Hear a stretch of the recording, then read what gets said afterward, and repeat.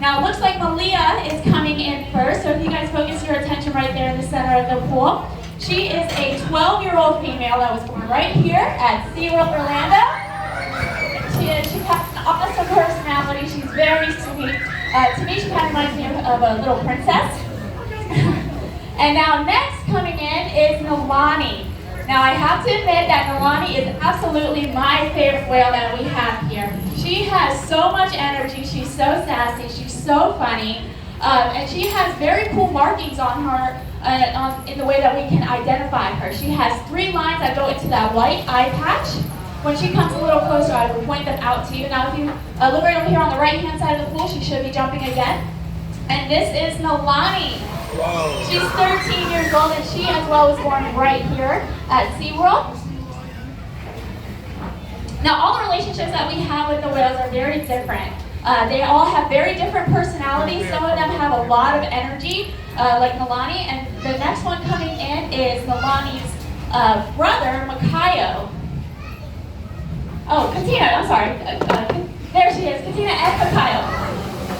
They just, that big belly flop right there in the center of the pool. Now that is a mother and a son. Katina is the oldest whale that we have here. She is in her 40s, and she is the matriarch of the whole pod, meaning she is in charge. And then Makayo is the youngest whale that we have here. He is 9 years old. He's a lot of fun. He has such a bubbly little personality, and he's still learning so much. I love interacting with Makayo and teaching him new things and watching him how excited he gets with the whales, or with the new behaviors. All right, and it looks like Malia is going to come in again. She's going to do a beautiful behavior called a front flip right there in the center of the pool. There she is.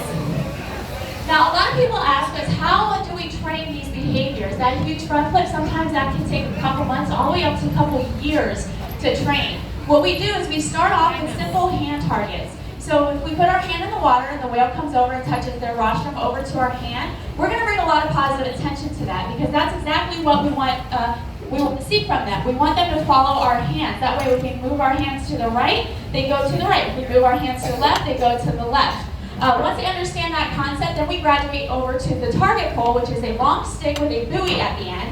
And it has the same exact concept. We're asking them to touch their rostrum or their nose to that buoy at the end of the stick. That way we can hold that stick up in the middle, and then we can manipulate the target pole and then ask them to do different behaviors like that beautiful front flip that you saw. Now this is Katina and Nalani. And Nalani is Katina's daughter.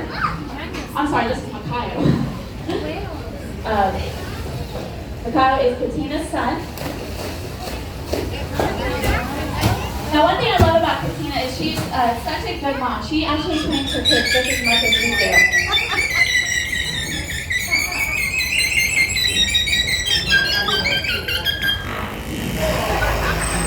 Now all the sounds that you heard are coming from their blowhole, which is the hole right there on top of their head. They have a muscular flap that manipulates, and that's how they're able to produce all those different sounds.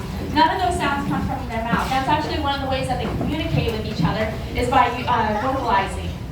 Another way that we communicate with the whales is by using hand signals and body gestures. The killer whales have excellent hearing above and below the water, but the sounds of our voices isn't quite loud enough for them to exactly understand what we're saying. So that's why we use hand signals to communicate with them.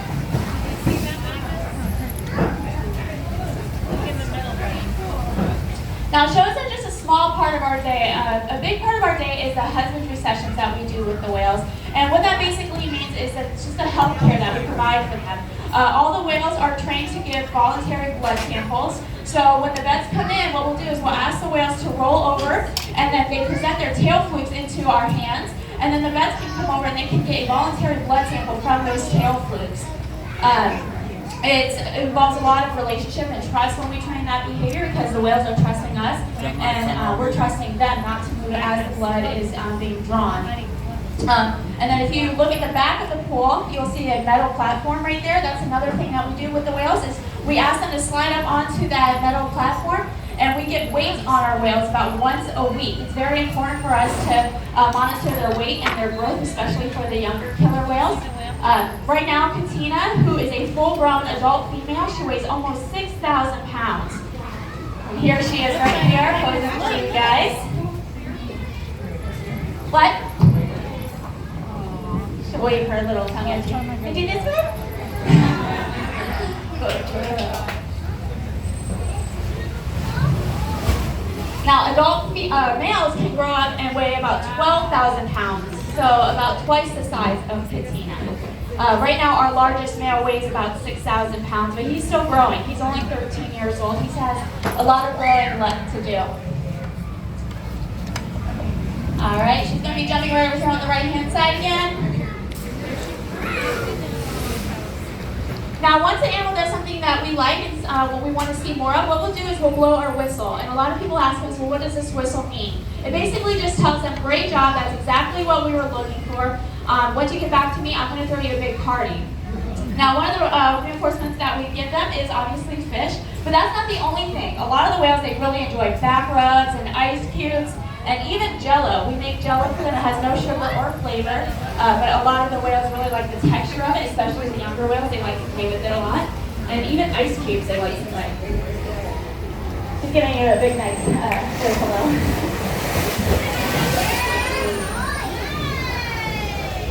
Now, another session that we do with the whales is just a relationship session. That's when we spend one-on-one time with the whales, seeing their personalities and seeing what they like the most.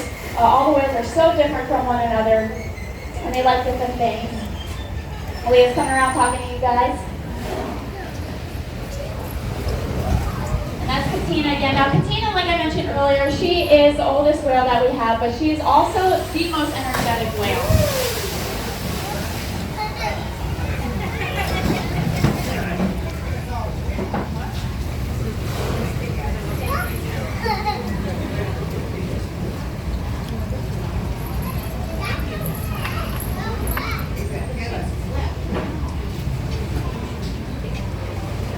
It looks like a scale is going to be coming.